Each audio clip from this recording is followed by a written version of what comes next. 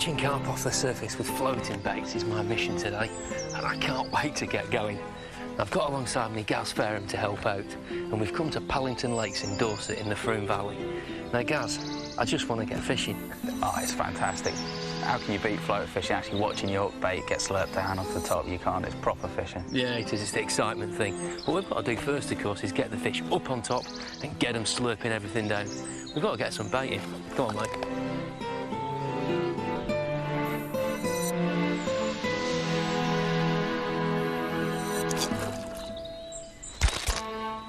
Pallington Lakes is a three-pool complex boasting a tremendous head of fish.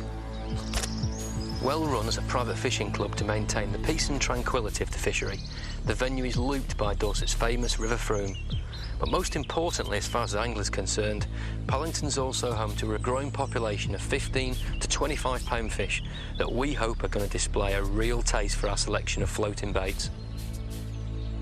If you thought floater fishing was just about chucking a lump of bread out, well, you're wrong. Now then, Gaz, what have we got here? Well, we've got all sorts, mate. First of all, we've got the classic floating bait. We've got standard chum mixer and little cat biscuits, yep, which are literally straight off the shelf. And we've even got a few here where we've actually flavoured them with a bit of fruit flavouring just to give them that extra zing if the fish have been hammered a bit on that. And a bit of colour as well. Yeah. However, if they've been a little bit cagey, yep, which often they can be off the top, then we've got the floating trout pellet, which are dark, a little bit smaller, and they break up quite quickly. Very oily and smelly as well. Yeah, get really preoccupied on them. And we've got this as well. This is one of my little babies, shown to me by a mate of mine, Brian Skiles. Floater cake. It's basically boilie base mix, cooked with lots of eggs inside it, and it floats like cork. It's like, flavoured it as well. It's gorgeous. So you can see we've got a vast array of things, different days, different fish. You sometimes get different responses to baits. Basically, I think we've got all bases covered. I hope so anyway. Travelling light and being mobile is the key to catching consistently when floater fishing. You won't stand a chance if you weigh yourself down with loads of kit and stay in one place. This, Kev, is the exact reason that we're staying mobile. Yeah. Surface fishing, like we've said, is all about finding them. It's a lovely looking little corner, this. The breeze is tickling in, all the scum's collecting around here, all the natural fly hatches and that sort of thing that's going on this time of year. This is a sort of ideal spot where we're going to find them on a day like today. This is what it's all about, really, isn't it? Watercraft, to predict where the conditions are going to drive the fish to, aren't they? Yeah, absolutely. And it might be different in other places around the lake, oh, yeah, it is. Conditions affect it all differently, so you've got to stay really adaptable. So that's the thing, really. This is the key part of the day. Orienteering ourselves around this fishery, finding the fish. Yeah. One of the key elements of surface fishing is careful feeding. You really have to gain the confidence to be able to catch them. By keeping your line out of the water, feeding steadily, keeping a regular little bit of bait going in, getting the confidence, and they're really having it, that's the time when you get your rod in. Right, mate, I'm going to leave you to it. Well, while Gaz is going off doing his confidence trick, I'm just going to show you some of the rigs we're going to use during this session. This is your classic inline controller float. It's a bubble float, effectively, and behind it is a 6-foot hook link down to a chum mixer. Now, if I drop that on the water, you'll just see what happens to it. The bubble float just lies on top of the water, the hook link stretches behind it, along comes a fish, takes the chum mixer, bang, you've got him. It hits the weight of that bubble float and it nails the hook home. A self-hooking rig if ever there was one. Here's a different type of controller float altogether. Because this one sits upright in the water rather than on top of the water like the last one, it doesn't tend to move around and drift as much on the wind. It'll sit in an area that you cast it. Again, a nice long hook link down to a chunk of floater cake in this instance. We'll drop that on the water, lay it out. Again, you can see exactly what happens. Hook link lies behind it, and hopefully if a fish comes along, you'll actually see the float very often go under. This is the final rig that we've got. Totally different this time. Essentially here, it's just a free line. The main line runs all the way from the reel to the hook. The only thing in between is here I've got a lump of floating putty, to put it politely. And basically this is good for really snaggy or intimate swims where you're really creeping in, there's lots of wreckage in the water, trees, bushes and the like. If a hook fish dives through any of that stuff, the putty will float away and basically come off the line, leaving you in straight contact with the fish. What I can also do, if I come into a swim where there's fish right in the edge, in the scum or something like that, sucking up little pieces of food that are on the top, I can just pull the putty off and then I can dap the hook bait straight in their mush. Awesome.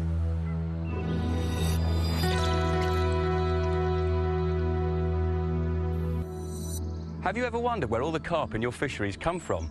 The chances are they came from a specialist coarsefish farm like this. Steve and Ben Gratwick have got over 35 years of coarsefish farming experience, and they're going to show us how they create nearly 1 million baby carp every single year. So, how do they do it? Well, it's a simple recipe. Take a nice plump female like this that looks fit to burst, and then add a good-looking male fish to provide the sperm. Look at this lovely lady. You can see she's packed full of eggs in there, and this is a cracking-looking male fish, perfect for fertilisation. In common with most other fish farmers, Ben doesn't actually let nature run its course. He hand strips the eggs from the female fish, and this ensures the survival of the next generation. A female carp produces approximately 100,000 eggs per kilo of her body weight. Now, that's a lot of eggs. Our fish weighed 5 kilos. That's 500,000 eggs, 500,000 in less than 5 minutes. To fertilise the eggs, we then need a few drops of sperm from our male fish. Look at that, perfect. That'll do the job nicely. Now that we've got sperm and eggs in the same bowl, next up comes a fertilisation solution which improves the productivity of this spawning before finally the mixture is blended using the traditional feather. Fertilisation has now occurred in this bowl. Within just 2 days, the eyes and the backbone of the fish will have started to form within the eggs, and these are clearly visible. It's staggering stuff to witness. A day later, hatching's going to begin, and the next generation of minute carp are on their way. One of the main reasons why surface fishing appeals so much to me is that to succeed, you've got to be able to find the fish, get them feeding on your floating baits, and finally trick them into taking the hook bait. I've come to this little hidey hole right in the back of one of the islands, and we've got fish feeding, so before I get into it I'm just going to show you my rig. This is what I'm using. This is a bait band which is whipped onto the back of the barbless hook. Now, what I've got here is a mixer biscuit on a baiting needle onto the bait band and slide it on to the band, like so. There you go, you can clearly see that sitting in there. Then in goes the boilie stop, like so. Pull it tight, and that is the finished presentation. Basically, the hook is always sitting on the underside of the mixer biscuit in the perfect position to hook the fish. That's the principle.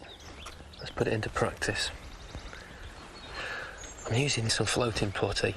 There's lots of trees and garbage and reeds and things. If a hookfish dives into it, it won't get anchored and snap me off or something like that. Oh, they're right there, aren't they?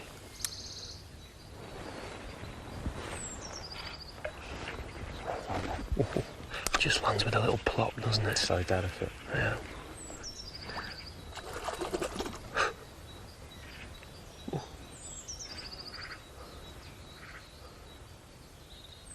It's got it. Oh, God dear. Well, how quick was that? That just came out of absolutely nowhere. I didn't see that, a split second of that before it came and took it, did you? No, completely out of the blue. I was watching the wrong bait anyway. Oh, yeah, this is perfect floater fishing opportunities in this corner. Come on, boy. Oh, look at that, what a lovely fish. A corker. A lump of putty you can see hanging from the line there. It is a lump of putty, honest. Honestly. Here he comes. He's coming up now. Oh, yes. And he's yes. Top man. Cheers, Gaz. Well, there you go, a super quick result. It goes to show that if you stay mobile and go looking for the fish, you really can get a quick... What a beautiful fish he is. Oh, and look at this. What a real character of a fish. He's a warrior, isn't he? He is absolutely stunning, mate. I tell you what, I am so jealous. Now, clearly what we've done, by moving swims and coming searching for the fish, we've found them in quiet, calm water. They obviously want to be there today for some reason. They want to be out of the wind and... Bit of peace and quiet on the back. Absolutely, there you go. There's no rules to carp, and sometimes they go where they want to go, and if you don't look for them, you won't find them. And that's really the art of floater fishing. And it's interesting, lots of different rigs you can use for floater fishing, and that's when a controller float really comes into its own. Yeah, definitely. With this wind coming in, you can't free line really. You need some weight to punch through the wind. And you need something visible you can see as well. He's twisting and turning, and in that, oh, he looks a nice fish. It is a nice fish, yeah. You always got to play him out really carefully on floater gear because you're using small hooks, lighter kit. Yeah. You really do have to be careful playing them. Can't rush them. Really good tip, though. Yeah. Nice soft rod. Yep. 2.5 pound test curve. A little reel, and you know you shouldn't have any problems at all. There are no prizes for getting the carp in quickest. Getting it in is what counts. And on light gear, you just gotta take your time. Yeah.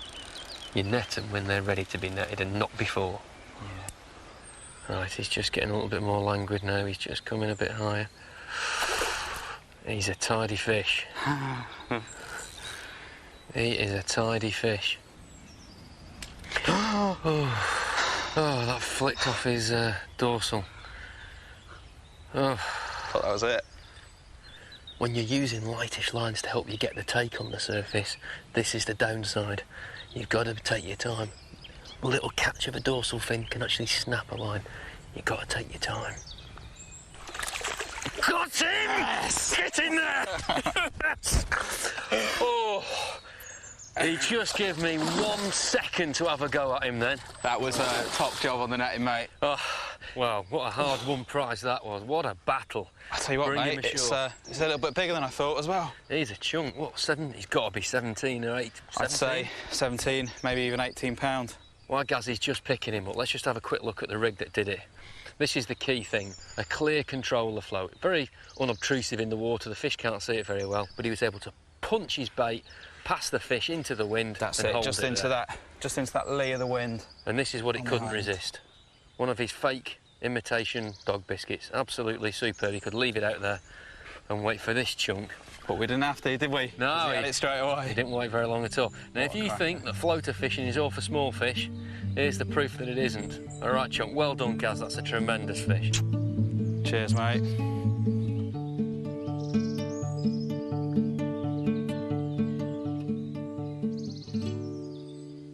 Pallington has 3 pretty lakes, all of which are stocked with quality carp. Fishery owner Simon Pomeroy has his own remarkable method he uses to catch carp off the surface. He fly fishes with flavoured corks.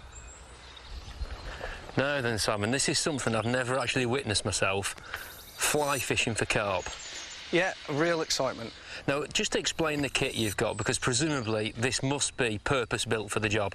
Well, it's a pike fly rod. Yep. Very, very beefy for the size of the carp. That's why we're using this. And a heavy weighted line, which I can really fire the line out at distance. So this is effectively your ledger, isn't it? This is basically a weighted fly line, presumably? A weighted line, so really help you shoot it out and get as much distance as possible. Right.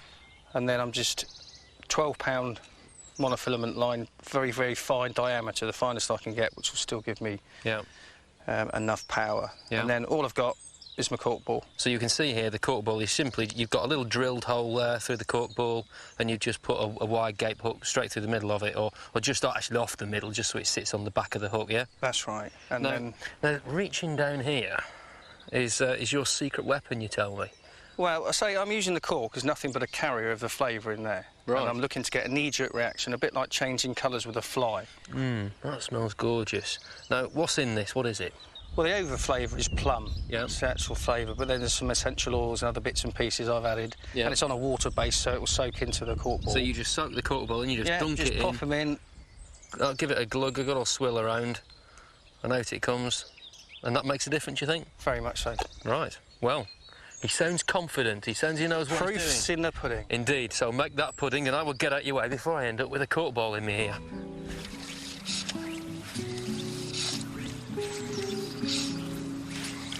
Oh, that's a good cast, mate. You've landed that right amongst them.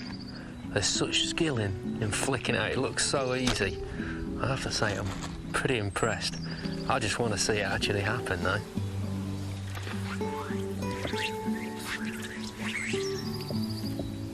What are you doing there? You're just teasing the line through your fingers to make that cut ball move or something? It's just trout fishing. It's a figure 8, and it's just a way to slowly retrieve your line. Oh, here we go. Here we go. Come on. Come to Daddy. Come to Daddy. Next one. Yes! Good on, son. That was absolutely fantastic. That just came out of nowhere, didn't it? And I was just about to bring it back in. I just think, shall I? I mean, there was no great swirl or anything. No. It just sort of like just kissed the As soon as it had it, it knew it was caught, wasn't it? Yeah, it did. Yeah. This is fantastic. Look at the rod bending. Oh. Fly fishing for carp is about enjoyment and playing the fish, getting every pound and ounce out of it. That's fantastic. What a great sneaky method, Si. That is superb. Just great a really good fun way to fish. That's beautiful action, isn't it, on that rod? Absolutely gorgeous. Just a big circle. This is what sport fishing's all about, pound for pound, letting the fish have its strength and use every ounce of its energy to give you a good old scrap.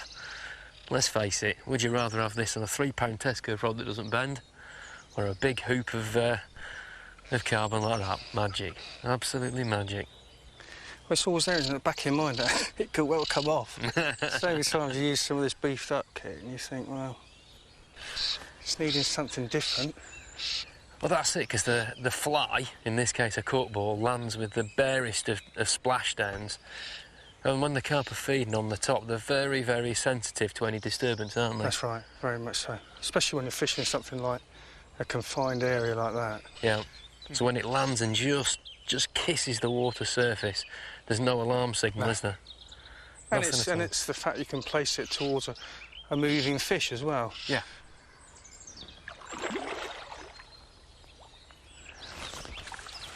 Got him. In the bag. Well done. Oh. Got him. Spot on. Superb, sir. Well done.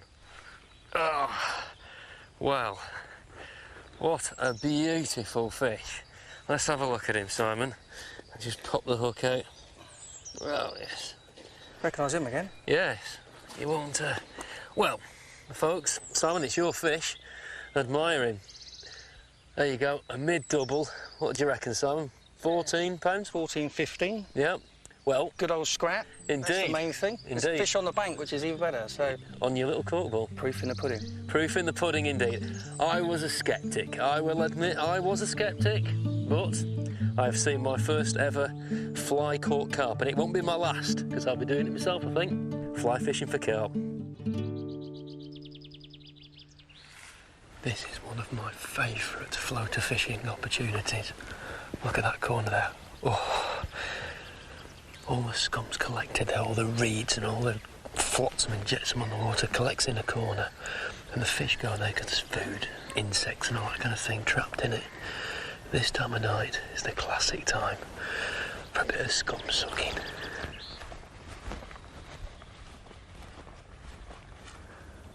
When you're fishing into scum like this, you don't want a float or anything like that on the line to get snagged. You want the most technically advanced rig in the world. A free-line dog biscuit.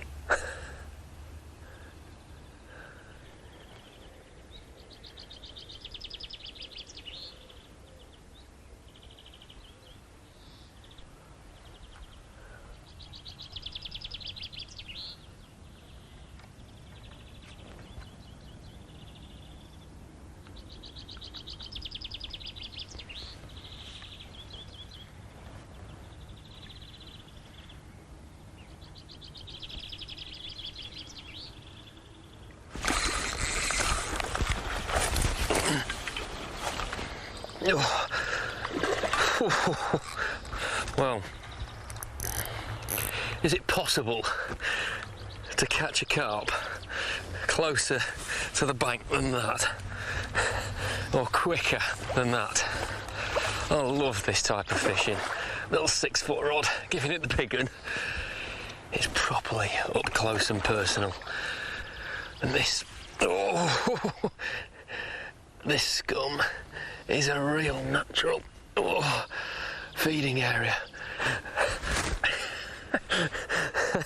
Come on. Oh, you don't need anything other than some nice strong line, a little diddy rod like this, and a hook. Oh, and of course my single dog biscuit. Oh, yeah, there he is. There he is. Quick, quick. Come on, come on. Cut him. Oh. That is why I love floater fishing. Now then, this is a linear mirror. Come on, boy. Oh. Well, this was one of the most exciting fish captures I've had in a long time. He's covered in the scum that he was feeding in, look. Now, I mentioned he was a linear mirror, and obviously that replies to the row of scales running down in the middle of his body, his lateral line. What a beautiful fish. And he was caught literally just feet from the bank. He was sucking away in all those, in all that scum and all that rubbish, just searching for insects and flies and things like that. Well, mate, I'd stick to insects and flies.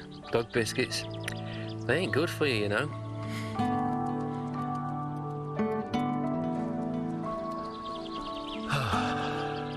That was magic.